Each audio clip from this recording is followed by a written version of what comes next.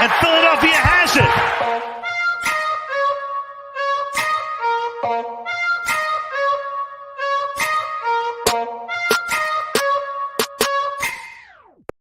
What is going on, everybody? Welcome back to DSM Pregame Live, Eagles-Giants edition, streaming to you exclusively on DSM Media's YouTube channel today. If you're new to the channel, make sure you head on over to @DSM_media on Twitter. Hit that follow button. We greatly appreciate it. And while you're on the page, check out the link tree in our bio to take you to every social media platform we are available on. I am one half of your host, Dylan Davis. You can find me on Twitter @DylanJD98. To my right, my faithful co-host, Scotty. You can find him on Twitter @ScottyDrown. Eagles head up to the Meadowlands to look to get to 12-1 on the season. What's going on, man? Hey, man, not much. Just running around like crazy. Obviously, you can see my setup's a little different here. So we're out of town, but nonetheless, I need one of those. I need to get the hair of the dog. I need that. There you go. I'm hungover today. But nonetheless, we're getting it in, man. I'm ready to talk Eagles-Giants. Obviously, huge rivalry. Big game today, right? Like the Giants have played well this season. They've kind of been on a downward spiral lately, but we'll see what they got today. But yeah, I'm ready to get into it. I'm happy football Sunday's back, man. Oh yeah, man. It's going to be a good day, but let's get into this matchup because honestly, man, I have a strangely very optimistic feeling about this game. And I shouldn't use the word strangely because I know how good this Eagles team is. I know that they are 11-1. I know how successful they've been all season, how dominant they can look from time to time. But you think on the road, divisional matchup, December, both teams battling some injuries. Obviously, the Giants way more so than the Eagles. But the line's 7.5, which I think says a lot about the team as a whole as well. But I texted you probably midweek about this because I think you would send me a tweet, kind of someone bringing up Jalen Hurts' last game against the Giants on the road. Jalen Reagor face mask bobble for an interception, 3 interceptions, Eagles score 7 points, and it's just like that is so far. He has come so far from then, right? Like this is such a different 100%. Person. Such a different player from that point, from that time. I look at the injuries that Daniel Jones offensively is dealing with. I look at the James Bradbury revenge type of game. I think that the Eagles utterly dominate their divisional opponent today in New York. How about you?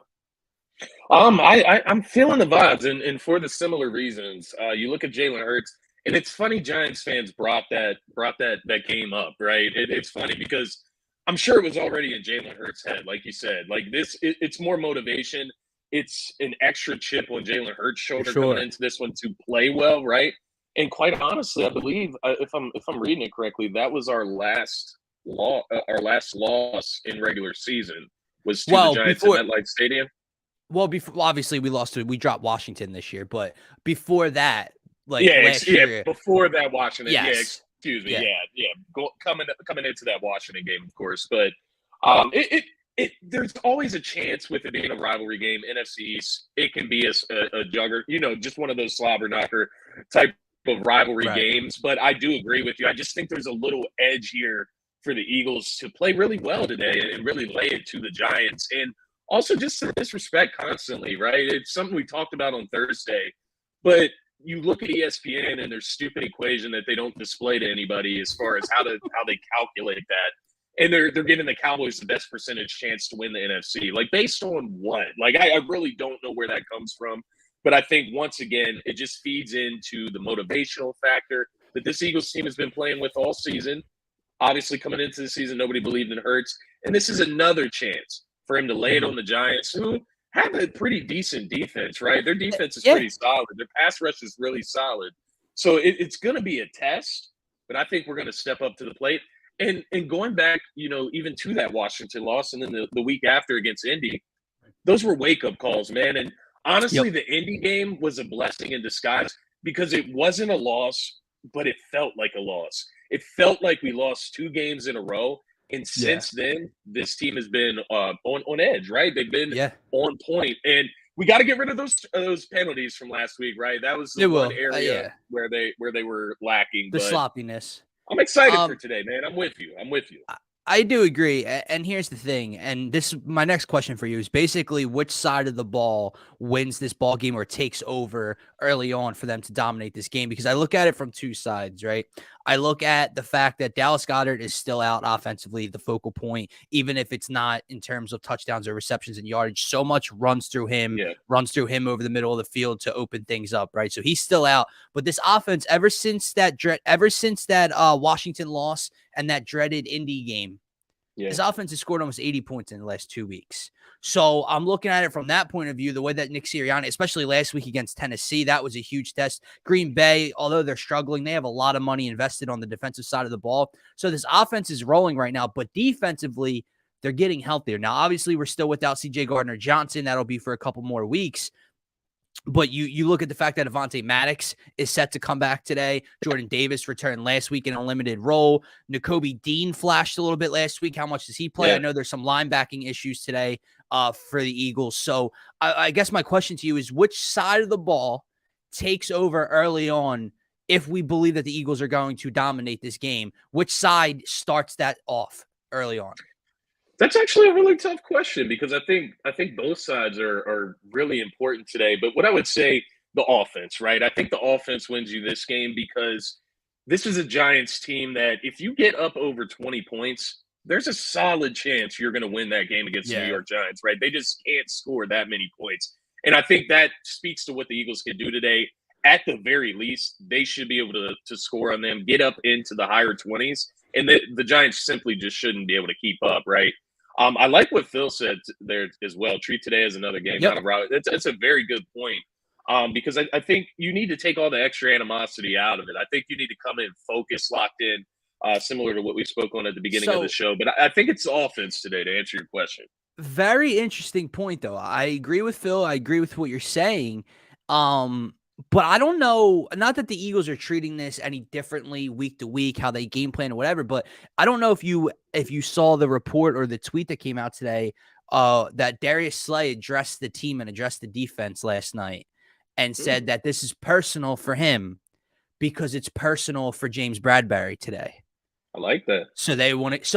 So they are kind of treating it a little differently. Now, I don't know to what extent. Obviously, you're not doing anything different throughout the week, game plan, scheme wise, to get ready for this team. But maybe there's a little bit extra motivation behind this. I don't know how. Obviously, if things ended poorly in New York, that's why you wanted out. Whatever the case may be, money misuse. I don't know.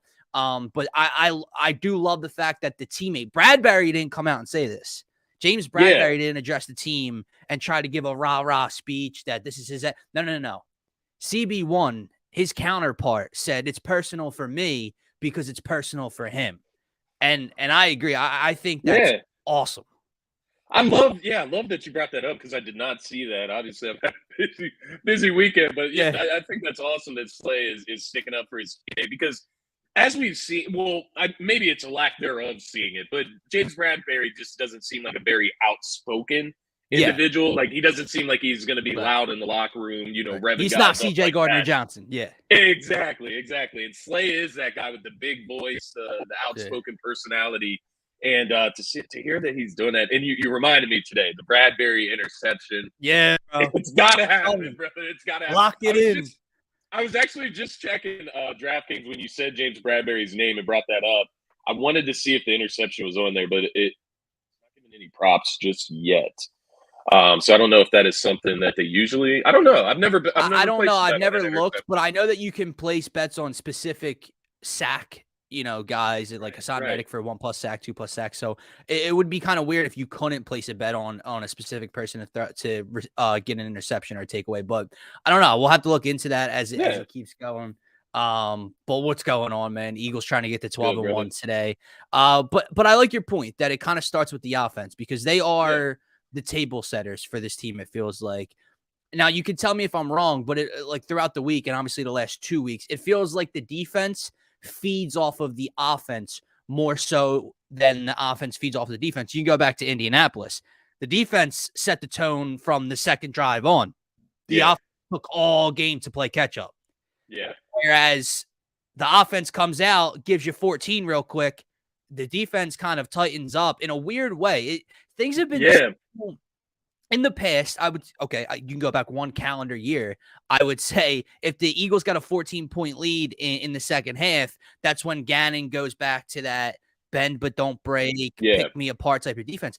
I feel like it's been different. I feel like in a strange way, this Eagles defense has gotten a lot of those takeaways, those big time sacks, those interceptions. When the Eagles are winning 17-7 or 21-10, and then they allow the offense to extend things. Am I wrong?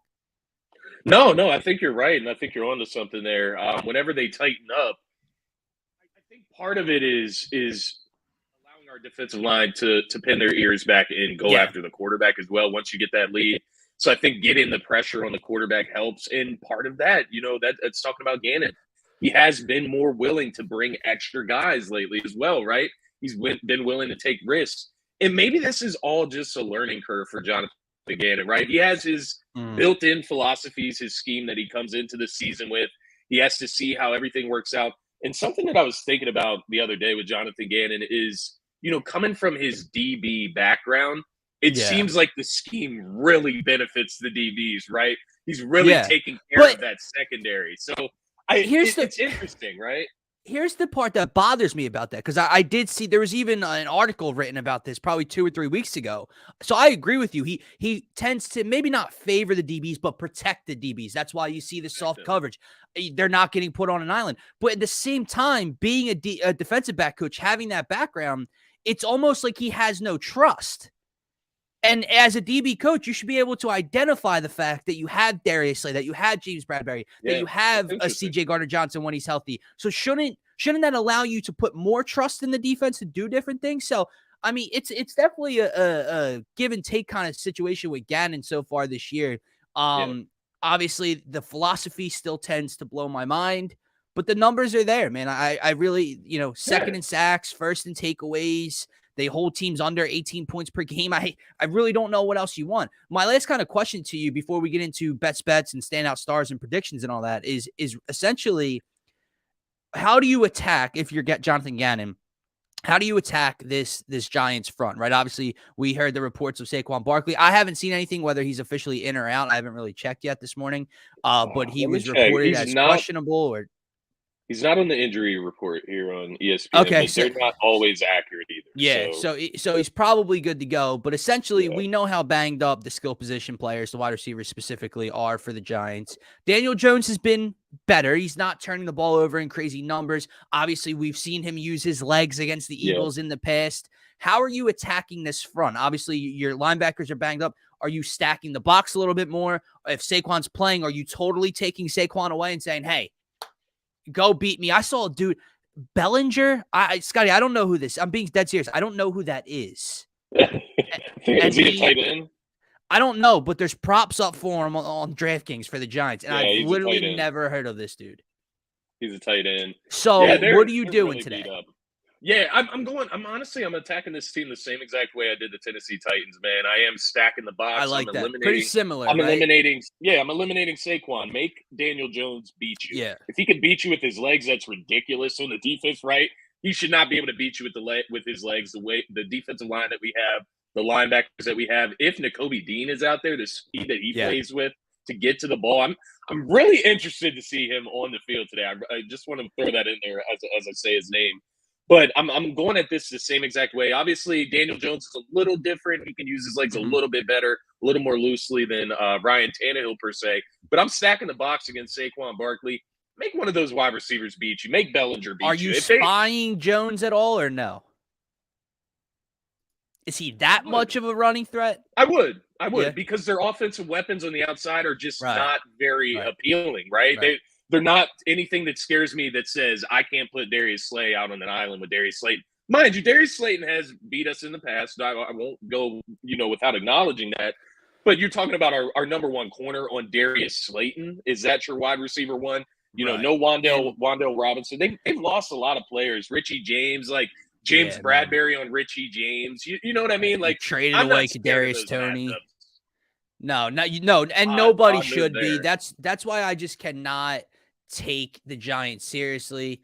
And this is a great point. You have to get pressure on Daniel Jones and kind of spy him. That's why I brought that up with a spy, because especially in those third and intermediate to long situations, if I get this offense in a 3rd and 7, 3rd and 8, I don't want to play man, turn my back to the backfield, and Daniel Jones scrambles for 13, right? So I guess that last point, I would expect to see a lot of zone today from Gannon, more so than man, specifically for the reasons I just listed. You're not afraid of getting beat of these backup to backups, finding holes in a zone coverage.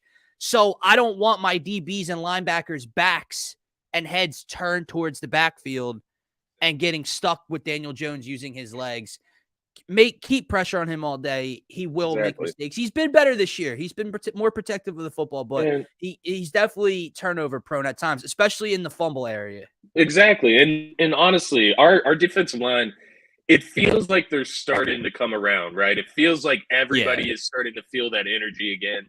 You have Fletcher Cox, who's kind of picked up his play over the last few weeks. And part of that is getting Jordan Davis back. Now Fletcher Cox has less snaps. And the additions of Sue and Jones gives him more energy. Yeah, exactly. Sure. It's kind of softened things up on Javon. I think you've seen that with BG as well. I think you've seen that with BG as well. He gets to play with full energy in spurts. It's nice for them at the tail end of their careers, right? You don't want them out there for 90% of snaps on the defensive side of the ball. No, we don't need that. We don't need that. We got way too much depth on our defensive line. That's the nice thing here. I will ask you this. Are you worried at all about their pass rush on the other side? I think that is the one thing that could impact the game for the Giants, like as far as their strengths. So I like that question, and Casey, we'll come right back to this.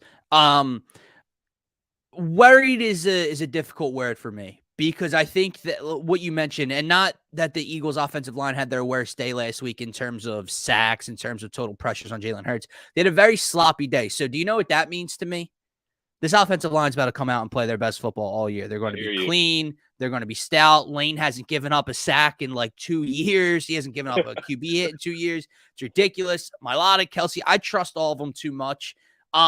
So I guess my counterpoint would not only be the fact that they're going to be stout today. I'm looking for Nick. If that becomes an issue early on, right? Not even in terms of sack totals, but getting Jalen off his mark, making him move the pocket. Look for design QB runs, spread them out wide. You saw that last week. Do you remember? I think it was a great breakdown by Shane Half over at TPL. Shout out to Shane.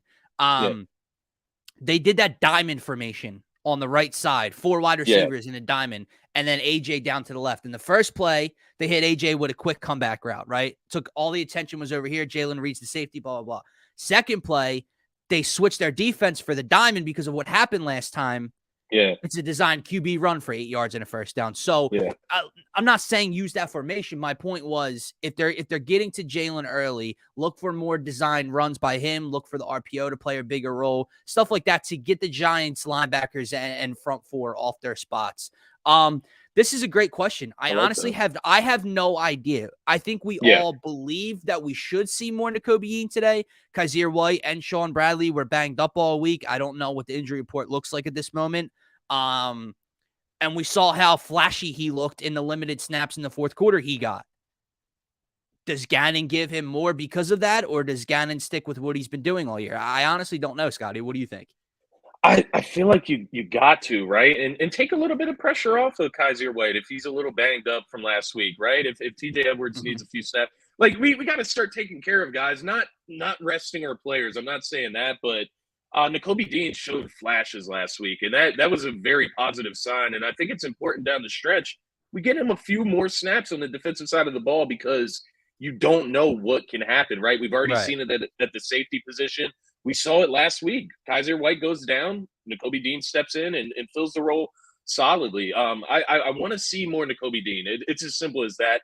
I agree with you. I don't know if Gannon goes that route, because it seems like they love Kaiser White. They love TJ Edwards, and that's fair enough. They haven't been bad by any means this season. They've actually been really good, right?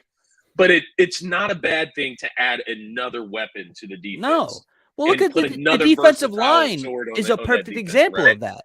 The defensive line is a perfect example of that. Yeah. TJ Edwards and Kaiser White can look great in in limited time, right? But the longer you leave them out there, if TJ Edwards is playing 87% of the defensive snaps, 90% of the defensive snaps, there's going to be moments you realize TJ Edwards makes a mistake, misses an assignment, misses a tackle or two, right? You bring those snap counts down like you're doing with a Fletcher Cox. Now, I know there's a high difference in age, right? So I know there's for different reasons, but I mean in terms of just helping one another out. So Sean Bradley, that obviously impacts special teams more than anything else being inactive. But I do hope to see more Nakobe Dean. Scotty, with that being said, let's get into our standout stars on both sides and then predictions. We've talked a lot about the defense, I feel like, today.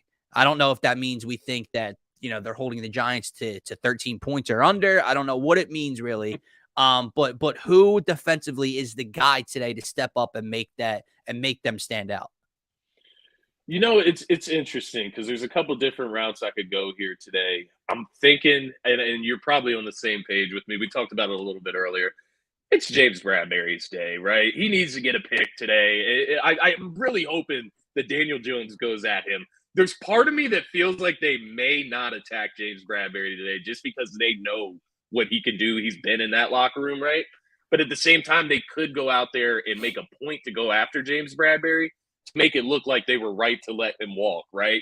So if they go that route, I look at James Bradbury to have a big day, that being an interception and quite possibly a pick six, man. I think we can get the Giants on their heels. I think that's a big thing in this game.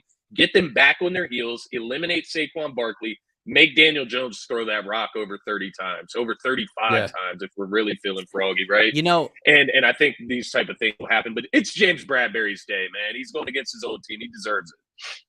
It's funny, man. We talked all year kind of about how real is this Giants team. I'm interested to see what MetLife looks like today. Because we know it's a short ride up 95. We know that Eagles fans, you were there last year. We know Eagles fans tend to take over road stadiums, especially up in North Jersey. Yep. If they're real, they're in a playoff spot at the moment. They're coming off a tie against the Commanders. Their fan base should show up today, right? 11-1 Eagles, division rival, fighting for a playoff spot. It should be 90% Giant fans, 10% Eagle fans, right? I'm interested to see how real they are. I know tickets are down to like $50.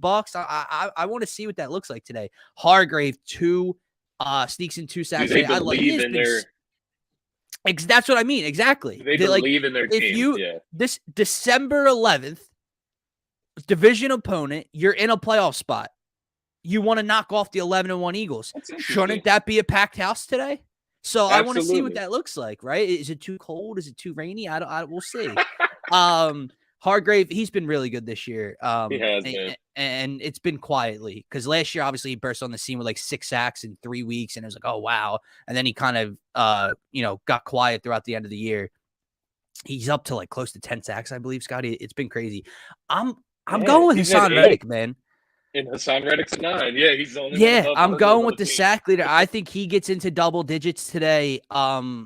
And even if it's not in the sack total, Scotty, he does so much. He did one against Ryan. He had one play against Ryan Tannehill last week where he comes around the edge and Hargrave got the sack because Tannehill had to climb the pocket and he had to run right into Hargrave's arms. But that's all Hassan Reddick. Beating the tackle, getting around the edge, forcing Tannehill to climb the pocket. The interior got the pressure, right?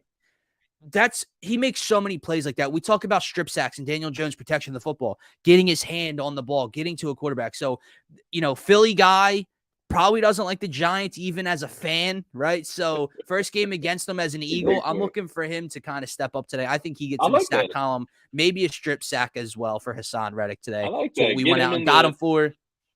Get him into double-digit sacks, man. Get to that 10 mark. And, I'm just looking at the defensive line's numbers. I love the pick, but this defensive line is really putting up some good numbers as far as some sacks, man. You look at BG, Fletcher Cox, both have over 5 sacks. You got 5 guys over 5 sacks on the team. I mean, this defensive line's coming around. And I like the Hassan Reddick pick because you're going to need to set that edge, right? You talk about that's and that's the thing. I think he's quick enough. It's going to be as important one today. I think he's quick enough as one of the pass rushers to stick with Jones in the backfield or to chase him down. Whereas where he might be slippery enough to get by a Hargrave or a Fletcher Cox, but we'll see what happens today. Offensively, man, who are you looking for? I'll start. I know it's a basic pick. I know we normally go skill position. I'm going with Jalen. I said this to you all week. He has changed my mind so much that I just ooze confidence with this kid. Scotty, I picked him to throw for 195 in a play I'm going to give. I think he goes way over that. I think he throws for 280, 285 around today. I think he definitely throws for 2, maybe more. Takes care of the football, I think. He's come so far since that last game in New York. And I think he wants, like, having these people, not that he sees them, but having these posts this week, can the Giants turn him over 3? That was probably his worst game of his career, no? Like, even though Jalen Reagor dropped, it hit him in face mask, but 7 points, you needed to win at that point in the season, division rival, you pooped the bed, right? Yeah. I think he just changes the tide so much. So I'm going with Jalen Hurts today. O-line, no penalties. That'd be big, man. We'll see what they do. Who do you got? I like that pick. I'm riding your train, man. I'm going with Jalen Hurts as well. I think it's his day, man. And, we talked before the show.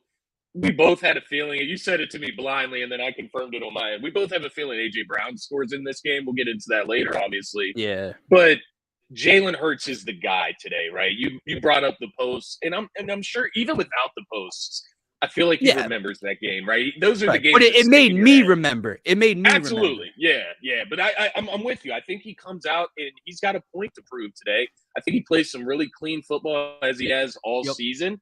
My one thing that I'll ask you, rushing wise, do you see? I guess it really depends how the Giants play him, right?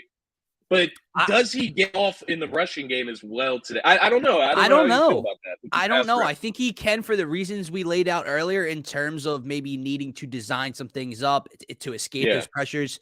But so I definitely think he can rush for 30 to 50 yards today. But I don't think it's anything, obviously not like the Green Bay, but I don't think he needs to run for 85 or 90 yards today and use his legs all that much. He definitely can. But I'll say, I don't know, 35, 40 rushing yards maybe.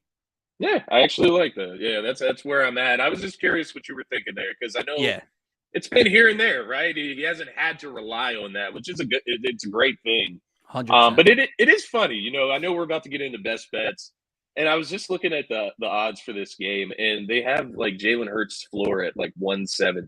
It's weird. Yards. It's really weird. I get it if they run the ball a lot, but like 170, that's the lowest I've seen it for Jalen Hurts as far as like Daniel Jones's floor is like 150. So like to only have him 20 yards separated is pretty weird. But speaking of that, I think so. Here's my same game parlay I have. I had the one play in. I had the Eagles money line in a teaser as well. I have Jalen Hurts over 194.5 passing yards. I have AJ Brown 60 plus receiving yards. Eagles 2+ sacks made. Over 19.5 Eagles total points, and an A.J. Brown anytime touchdown score. That is plus 330. I could have used a boost. For whatever reason, they're capping me at a $10 max. I'd rather put more on the plus 330 than the $10 on the plus 4 something. So plus 330, 195 passing, 60 receiving, 20 points, 2 sacks, and an A.J. touchdown. Actually, I love that. I love that play. I may go with that, quite honestly. My best play today, I'm riding you with the AJ Brown touchdown, of course. It comes out to plus 215. I'm with you. I could have boosted it, but I wanted to lay a little bit more money on it than just $10. So I went Eagles money line. I went AJ Brown anytime touchdown. I went Jalen Hurts over 194 passing yards. Comes out to plus 215. The other one that I laid, and I'm not done laying yet. I just haven't, I 25 minutes. Up today. Yeah, I got some time. But my other play that I laid, I have Jalen Hurts anytime touchdown. Jalen Hurts over 35 rushing yards. Jalen Hurts over 170 passing yards. So kind of a complete game for Jalen Hurts. We know there's a strong chance he can get into the end zone any game, but Kind of went, back and forth. Those are my top two guys, as you can see from the plays. As far as scoring touchdowns today, I would either go Jalen Hurts or A.J. Brown, depending on your I think preference that's our there. best bet as well. They're both plus today. 105. Miles Sanders is also plus 105 to score today. But I just feel like I know he scored twice last week, but I just have a feeling that A.J. Brown is just that security guy today for Jalen Hurts. No Dallas Goedert. I think you could see like a 7 or 8 catch day for A.J. Brown today. As long as the Eagles don't run the ball 52 times and throw at 17. Who the hell knows? That's But I'm going that. I'm also, man, getting into predictions. Eagles are winning this game. Scotty, I believe I didn't lay the spread. I think they cover. I honestly think they win this game by 14 or more points. They just blew the Tennessee Titans out in a statement by 25 last week. I think this could get a little bit worse than that, honestly. Now, not to say that the Eagles are going to score 40, but maybe they win 31-13, 31-10, somewhere in that ballpark. I know obviously 35-10 is greater, but it just doesn't feel as close at any part throughout this game. I'll probably be totally wrong. It'll be a 3-point game till the end.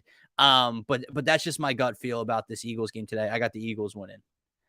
Yeah, I'm money line, Miles, AJ, Devontae, all of them. You're running it up today. I like Hell it. Yeah. I like I'm it. surprised. Hey, I'm honestly surprised man. it's not. I'm honestly surprised that's not more than 680. But yeah. For all, what do you got? The score. Interesting, but nonetheless, I got the Eagles winning this game. I'm with you, man. I think they take care of business. I'm not going to lay the spread just because it is a division game. I'm just not going to get into that. But I do think they cover the spread. I'm with you. I think this is a statement game. They've been going on a statement trajectory, right? The last few weeks have been statement games, and they're out to prove themselves the rest of this season going into the playoffs. It's going to build confidence. Got to go out here, take care of your division opponent, and get this W. And I once again, I think it starts with the offense today.